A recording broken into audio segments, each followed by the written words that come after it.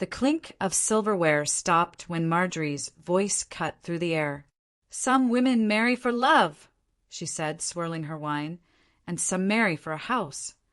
Laughter rippled down the long oak table. My cheeks burned. Every eye turned to me. The gold digger, she meant. Connor sat beside me, jaw tight, pretending not to hear his mother's jab. My stomach twisted as Marjorie smiled sweetly. "Don't look so serious, dear. We all know you didn't come from much." The words landed like knives. I forced a laugh that tasted like salt. Inside, something snapped. I had played polite for years. Let her talk down to me. Let her make me small. Not tonight. Connor cleared his throat, sliding an envelope from his jacket pocket. "Actually, Mom," he said softly, "since we're talking about the house." Marjorie's grin froze. He unfolded a sheet of paper, the deed, and began to read. Marjorie's face drained of color. "What is this?" she stammered. Connor kept reading, his voice calm, almost tender. "This home, transferred to Lauren Matthews, sole owner." The table went silent. Even the waiter froze mid-step. I didn't move. I just watched her. Years of humiliation condensed into one beautiful, trembling second. But beneath the satisfaction, guilt flickered. I didn't want to win like this. I wanted to be respected. Her eyes met mine, furious, wounded. "You think you've won, don't you?" I didn't answer. I only smiled, because she had no idea how long this moment had been coming.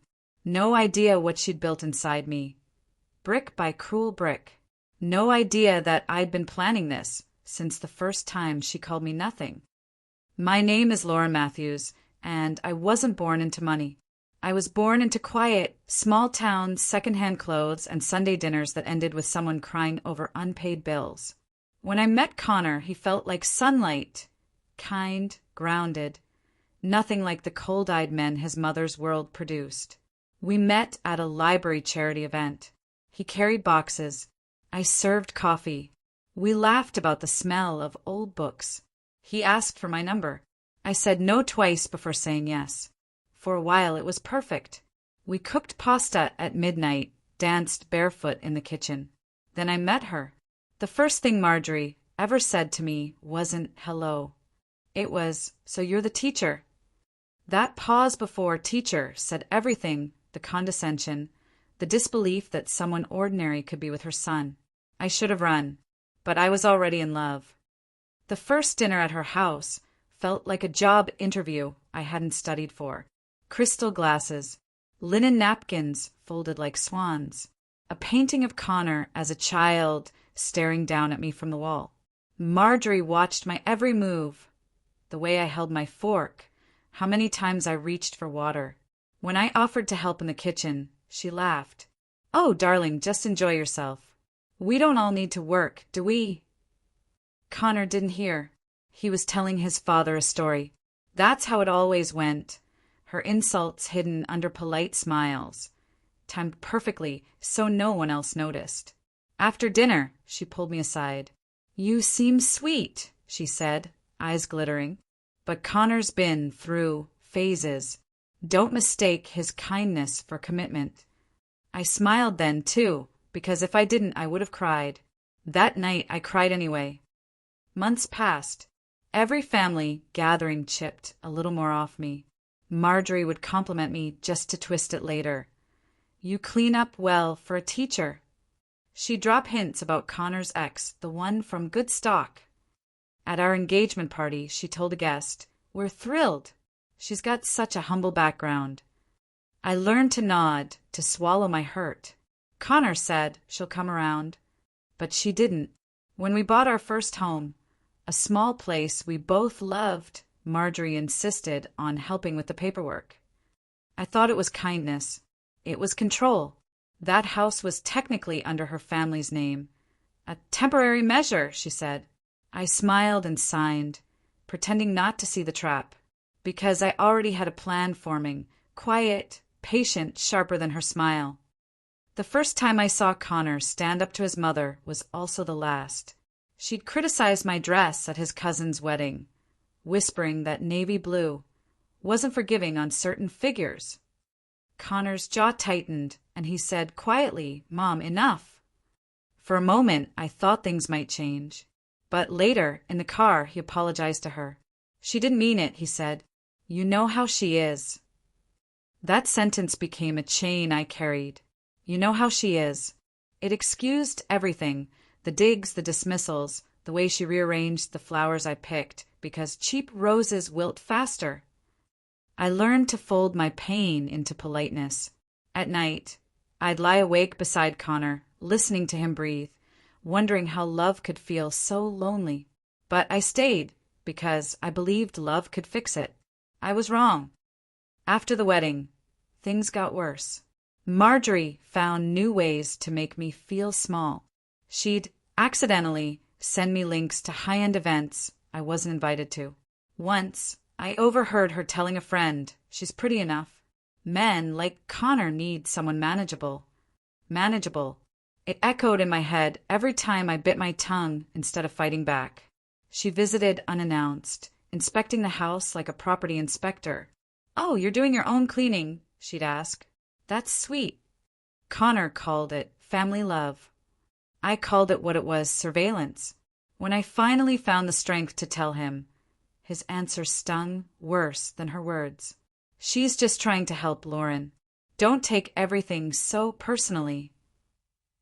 So I stopped talking, not out of defeat, but because silence, I realized, could be sharper than shouting. Her control wasn't about love. It was about ownership. When she discovered our home title listed her as a trustee, she said it was for our protection, but the way she said "our" sounded like mine. One afternoon, I found a bill for property tax mailed to her address instead of ours. My name wasn't even listed. I showed Connor. He frowned, then shrugged. "It's easier this way. Mom's good with this stuff." That night, I stood in the kitchen, staring at the window's reflection. For the first time, I didn't see a wife. I saw someone being erased. I remembered my mother's words years ago. Never let anyone make you small to fit their table. I had fit myself into Marjorie's world long enough. I wiped my tears, poured a glass of water, and whispered, "No more."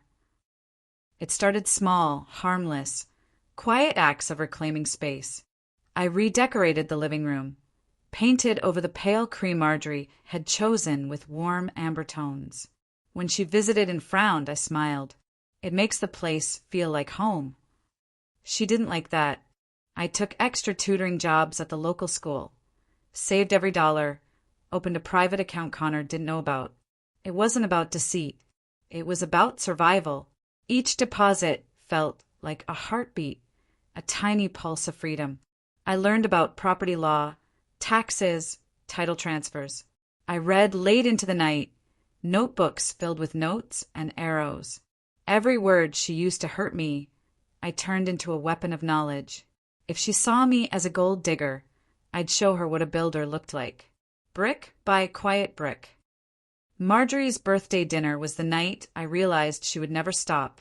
We sat at her table, surrounded by her friends, polished women who smelled of money and judgment. She poured champagne, smiled at me, and said, "Connor, dear, I'm so proud you chose someone simple. Life's less complicated when one person stays in her lane." Laughter again. Connor went still. My chest ached, but I didn't cry. I smiled, raised my glass, and said, "You're right. Simplicity has power. It's easier to see what's fake." Her smile twitched. That night, she cornered me as guests left. "Careful, dear," she hissed. "Don't forget whose house you live in." I met her gaze, steady and calm. "I won't," I said. But what she didn't know was that soon it wouldn't be hers anymore. After that dinner, something in me cracked, but not in the way Marjorie hoped. It wasn't the sound of breaking. It was the sound of awakening. For weeks, I went through motions like a ghost. I taught my students, smiled at neighbors, made dinner. But inside I was building, watching, recording every slight, every manipulation. Connor didn't see it. He thought silence meant peace. One evening, As I washed dishes, I overheard him laughing on the phone. "Mom, she's fine. You know Lauren, sensitive but harmless." Sensitive but harmless. The words cut deeper than any insult. I realized then that I wasn't waiting for him to defend me anymore. I was waiting for me. And when the right moment came, when truth could no longer hide behind politeness, I'd be ready. Marjorie began coming over to help again. Help meant controlling the grocery list, redecorating the living room back to her taste, rearranging my schedule. She'd walk in without knocking. Once she stood in the doorway, arms crossed, and said, "You know, Lauren, women like you should be grateful. Not everyone gets to marry up."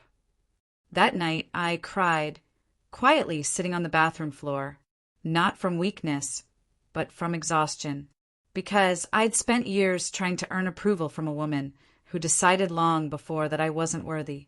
I thought of my mother again, of how she used to braid my hair before school, saying, "The world can't define you if you refuse to shrink." I wiped my face, looked in the mirror, and said it aloud this time. I refuse to shrink. It didn't sound strong yet, but it would. Connor had no idea what was coming. He thought I was healing. He didn't notice I was gathering documents, mortgage papers, tax receipts, emails, voice messages. He didn't notice when I began consulting with a lawyer, a kind woman named Adele, who saw through my practiced calm. "You've been carrying this alone for too long," she said softly. Her office smelled of lavender and safety. When I told her everything, the insults, the manipulation, the house deed, she didn't interrupt. Then she looked up and said, "Lauren, if your name isn't on that property, you need to change that immediately." I left her office with trembling hands and a folder that felt like armor.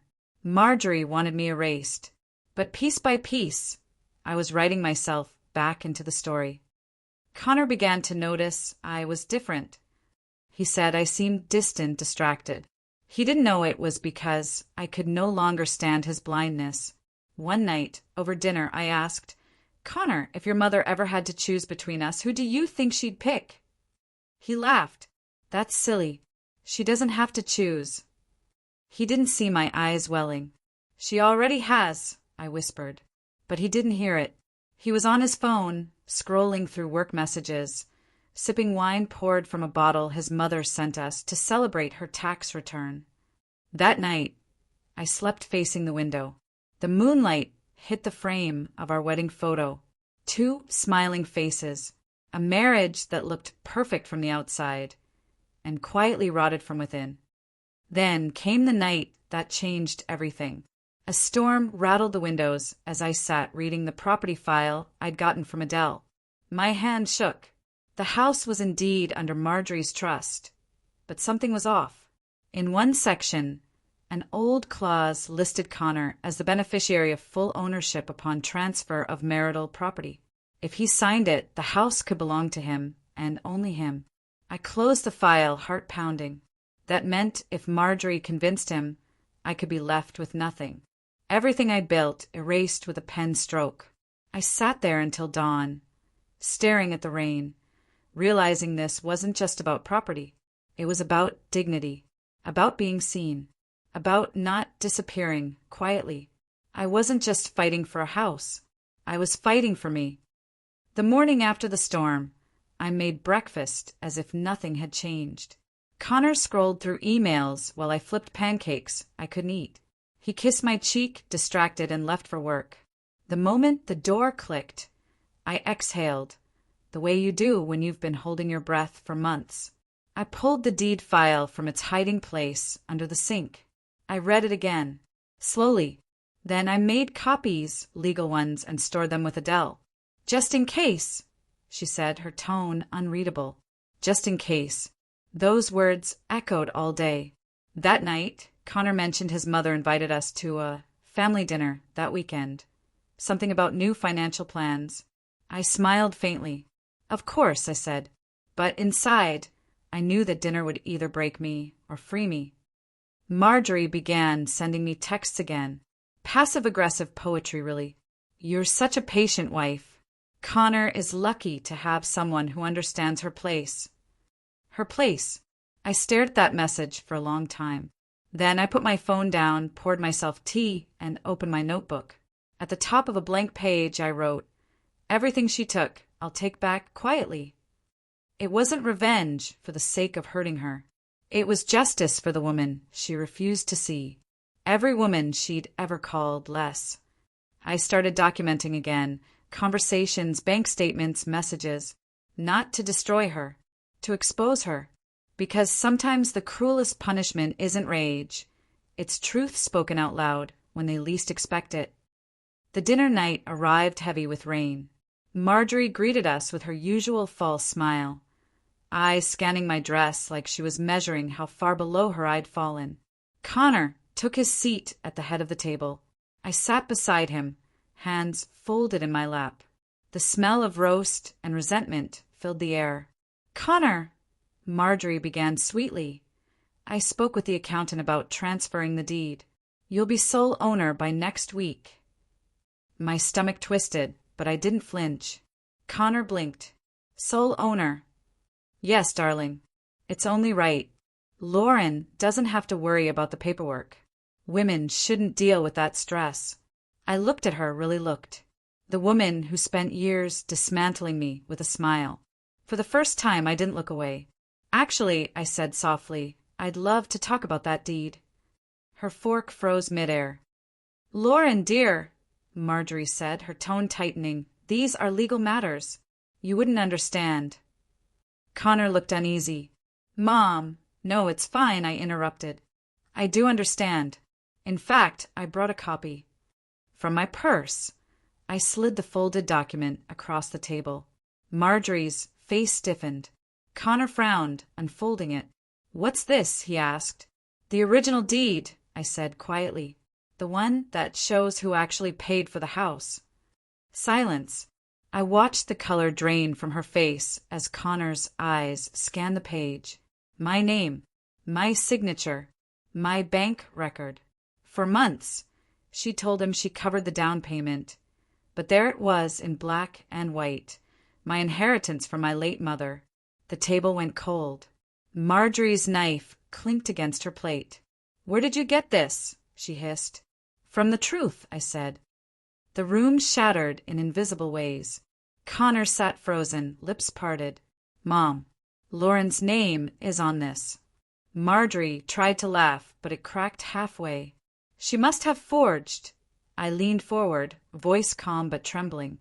"You told everyone I married your son for money. You called me a gold digger in front of my students, your friends, your church group. But you forgot the one thing about gold. It shines through lies." Connor looked at me like he was seeing me for the first time. Marjorie's face burned red. "You ungrateful." I stood up, slow and deliberate. "No, Marjorie, I'm finally grateful. Because you showed me exactly who you are." Thunder rolled outside. For once, the silence wasn't mine to carry. It was hers, and she didn't know what to do with it. Marjorie tried to laugh it off. That high, brittle laugh that never reached her eyes. "Oh, Lauren, stop playing the victim. You're manipulating him." Connor's chair scraped back. "Mom, the bank statements, these are hers. You told me you covered everything." Her voice faltered. I only said that because she was too proud to admit she needed help." I said nothing. I let her drown in her own excuses. Connor's hands trembled as he put the papers down. He looked between us, the mother who raised him, and the wife he'd let her destroy. "Lauren," he whispered, "why didn't you tell me?" "Because you wouldn't have believed me," I wanted to say. But all I managed was, "because I wanted you to see it for yourself." Marjorie's face collapsed, years of control slipping through her shaking fingers. For the first time, she looked small.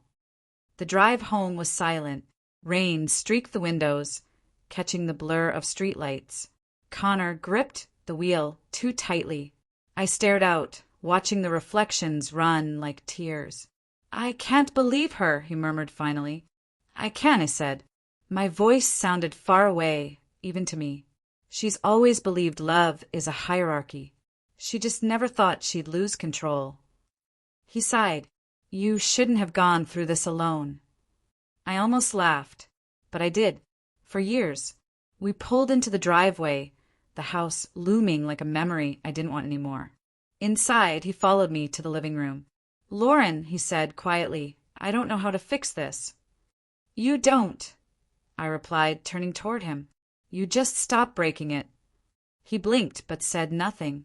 I went upstairs and closed the door softly behind me. It was the first time I'd ever locked it. Weeks passed. Marjorie tried to call, to apologize in the only way she knew how, performative gifts, long voicemails about family. I never responded. Connor stayed quieter than usual, almost reverent. He started cooking dinner, washing dishes, asking how I felt. Small gestures that arrived too late. I spent more time outside, in the garden my mother used to love. The same garden Marjorie once called a poor woman's hobby. One afternoon, as I trimmed the roses, Adele walked up the path. They found out, she said softly. The bank. She'd been lying about other accounts too. She's under investigation. I paused, the shears in my hand trembling slightly. I didn't do this, I whispered. Adele smiled sadly. You didn't have to. The truth always burns brightest on its own. I looked up at the sky. It was finally clear.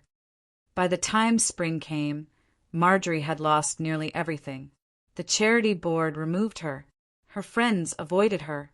Her mansion, sold to pay off debts she pretended didn't exist. Connor visited her once.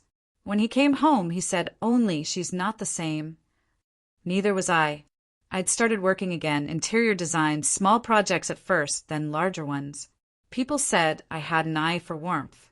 Maybe because I'd spent years in the cold. One evening, I came home to find a letter on the porch. It was from Marjorie. Inside was a short note. You won. I hope it was worth it. I folded it carefully and tucked it between the pages of my journal. It wasn't about winning. It was about finally walking away without her voice echoing in my head. Months later, I stood in the same restaurant where it all began. The waiter recognized me. You want the corner table again? I smiled. Yes, please. As I sat there alone, sunlight spilling across the linen, I felt something strange. Peace, the kind that doesn't need applause. Connor and I eventually separated, gently like the quiet end of a long song. No yelling, no blame, just the truth. I bought my own place by the ocean. My name on the deed. Only mine.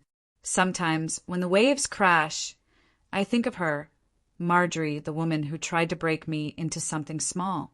And I realize she taught me something she never intended to, that when you're called a gold digger for surviving, you dig, not for gold, but for yourself. And what you find, no one can take it away again.